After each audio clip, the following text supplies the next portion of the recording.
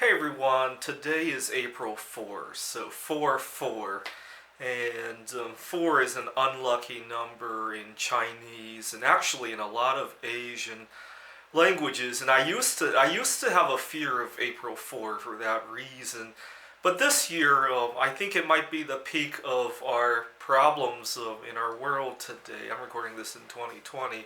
So my superstition kind of, when I woke up today on April 4, my superstition kind of told me that maybe we're at the peak of the problem and everything from here on out is going to be downhill. And from checking a few news stories today, it sounds like we might be close to the peak, the hump of the situation. If you kind of like hump day on a Wednesday, right?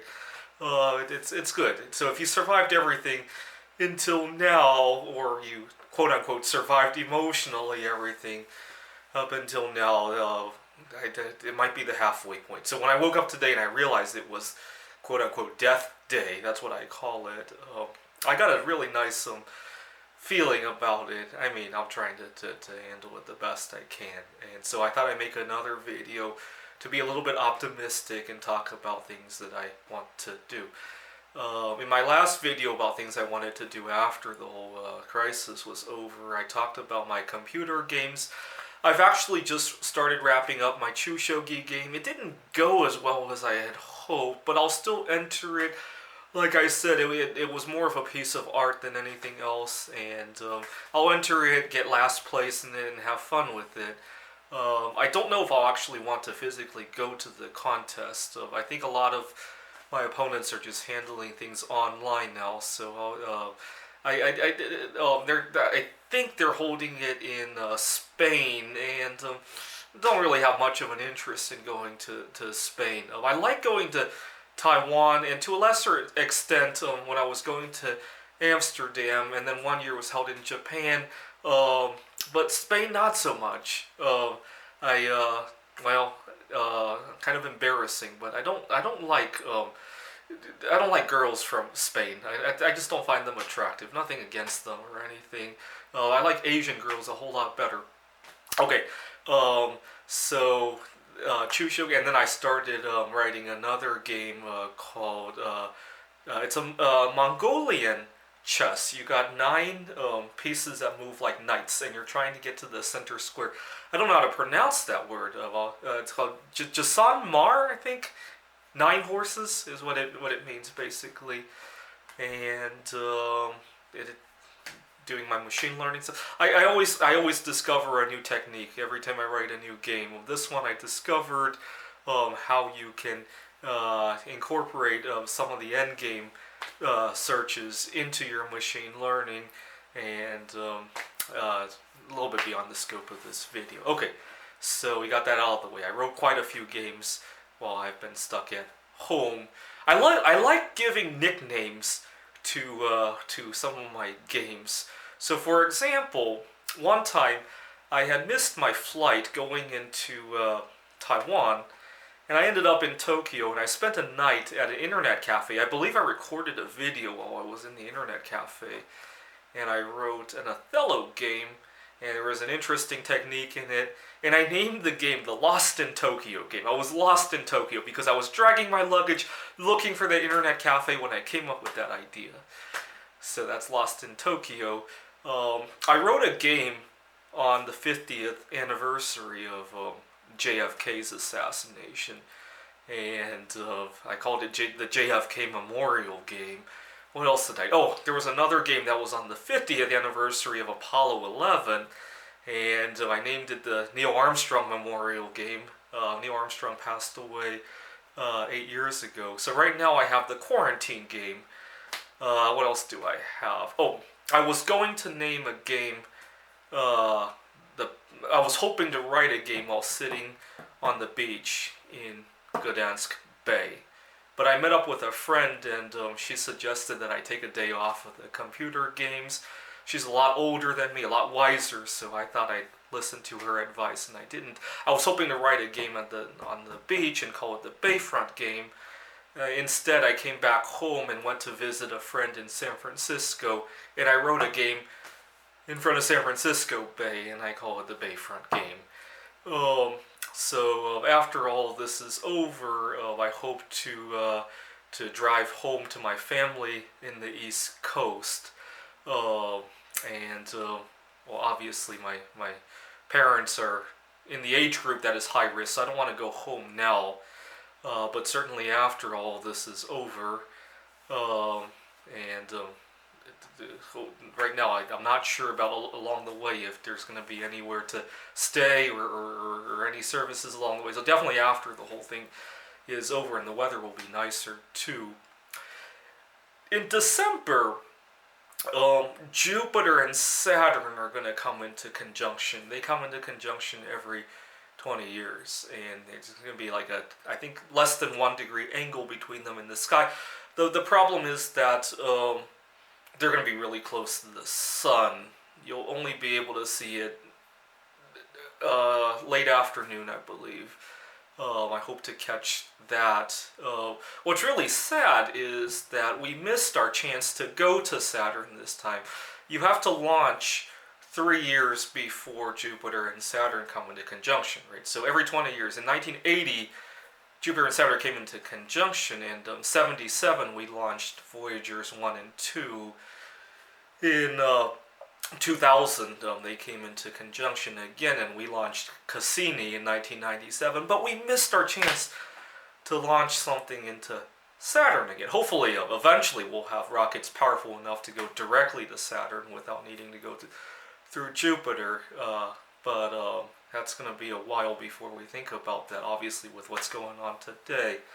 But I hope to see Jupiter and Saturn come into conjunction. I hope I get to fly somewhere, because I like seeing it from the sky as well during that time period. I believe what's really nice about this conjunction is that it happens on December 21st, so we'll have a really long night to view the night sky, although only part of it you'll be able to see the conjunction.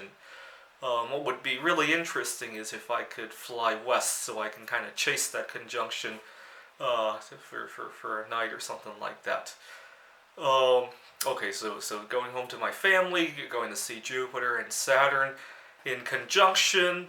I really discovered how much I value the little things now that everything is closed up. So today I actually got into a minor argument with another customer while shopping for groceries, and I kind of liked it. In the past, I would have let my anger boil over. I would have came home and maybe destroyed my computer, my camera, but I kind of liked it because it was the only human interaction I got in 2 weeks, and it makes me realize that every little human interaction is a little bit of a gift. What had happened was I was going to a grocery store. They have self-checkout machines, right? And the guy in front of me was taking 10 minutes at the checkout machine. It turned out he was buying all the groceries that his roommates or maybe family members needed, and he had everybody's credit card. He must have had 4 or 5 different credit cards, and he was doing 4 or 5 transactions. And I gently pointed out that, well, the funny thing is because I was standing 6 feet away from him, obviously, so I was kind of shouting, "Hey, I think it would be better if you did 1 transaction and went home to do the math. You don't have to hold up the line like this. We all want to go home." And I tried to be polite, but I had to be loud because I was standing 6 feet away from him. And he says, "Mind your own business, fuck you." And in the past, things like that used to anger me a lot, and I would shout back. I think what really helped was that I was 6 feet away from him, so I didn't want to shout again. I certainly couldn't be physical with him because I was 6 feet apart, and I kind of just laughed it off. It was like a little bit of a comedy sketch in the middle of the grocery shopping, so that was nice. It made me really value every human interaction, no matter how unpleasant it is. And it makes me realize when I do go back to work, if my boss says something, if my coworker says something that's not exactly pleasant, maybe I should laugh about it instead of being defensive about it. I have a bad habit of instantly getting defensive when I hear something I don't like. And now that I don't get too many human interactions in a given week, even a little bit of shouting and somebody saying "fuck you" to me can be a little bit laughable now, because let's face it, I don't get somebody to say "fuck you" at me anymore now that I'm stuck at home. So that's one thing I'll really try to value. That's why I'm talking about this in this video. I record these videos not only for you guys, but sometimes for my future self to go back to watch to see how things were like. Um, and I hope to enjoy every little human interaction. Next time I get into a fight with my girlfriend, next time, my mom used to drive me crazy. Because when I would go home to my family, she has borderline OCD. And I go home and I take a shower, I take my clothes off, and I go into the shower.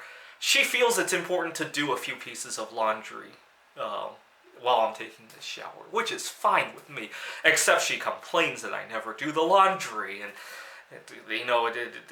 I guess it never crossed her mind how I could be out of my family's home for 10, 12 years and never do laundry and still be alive and healthy and still have a job and still have a girlfriend. I guess it never crossed her mind how that adds up. I used to think she just loved to do the laundry. I need to just laugh next time she does that instead of being defensive about it and say, well, oh, you never do the laundry. I guess thank you for doing it then, and laugh. I think that's how I'll try to handle it from now on. It used to drive me nuts. My dad, sometimes we get very ingrained in our habits, and he used to worry when I would travel. Let's say my parents were living in Pittsburgh. I went to school in Rochester. He would be worried about me losing my money when I travel, so he wants me to separate my money in different places, in my backpack, in my pocket. And one time I did that, I accidentally threw away some of the money, because when I got to Rochester, I got some new clothes, and I donated the used clothing to Goodwill, and I forgot I had like $200 in the old pants. I got really upset because my dad had suggested that I split up the money like that. I didn't have that habit, which is why that it turned out that way. And some people just don't have the concept of live and let live. Everybody has their own their own habits, and I really despise when people think how I should make myself happier, right? People think they can make my choices better than I can make them myself, right? Assuming those choices don't affect other people, right? People think that when I tell people that I quit drinking soda 17 years ago, they think that if I drink an occasional soda, it will make me happier. To put bluntly, I think they want me to drink soda so they can be happier. That's kind of a selfish thought. That's how I feel about it. But some people just think they can make other people's choices better than they can themselves. As much as I despise the stimulus that the nation is talking about, at least they're giving us cold hard cash, right? It's not like they're giving us a certain item that we think we might need, like a mask or certain food items, or at least we could still make that choice ourselves, right? So that's one positive out of that, right? What else do I plan to do? In terms of the traveling, I'm not really thinking about the game contests anymore, because there's not going to be many people there, and I can handle quite a few of those competitions online. Hopefully, if the whole thing blows over, I might go to my grandparents in Taiwan. They're elderly, and I know this thing probably has shaken them up a little bit. I hope to go to, I know this is going to sound weird, but I hope to go to Belarus. A couple years ago, Minsk is now open to U.S. citizens, assuming this whole issue in 2020 blows over. I just like to mingle with girls of that area, and I hope to just mingle and just sightsee a little bit. What else do I plan to do? But I think that the biggest benefit I got out of this quote unquote break, if you will, over the last couple of weeks because of the situation, is that it taught me how to value every human interaction, no matter how small, no matter how unpleasant, no matter how dramatic, and to stop being so defensive, because you never know when you might get another interaction. just like today. I'm laughing about the situation at the grocery store today. And it makes me realize maybe I shouldn't be that jerk next time. Sometimes, I used to do this, I don't do it anymore, but I used to love to search coins, and sometimes I would line up at the grocery store and at the end of the transaction ask if the cashier had any half dollars or weird coins or whatever. And now that I realize that, well, actually, what really opened my eyes is that my girlfriend had a job doing that, and we realized that she gets timed for her transactions. So when I'm asking the cashier if they have any interesting coins, and the cashier's being very nice about it, I might be costing her job. And obviously, I'm costing time. If there's 10 people behind me and I'm costing everybody 5 seconds, it adds up, right? And I'm not sure how it works with the self-checkout machines, but certainly not very nice to the people behind you. Thanks for watching.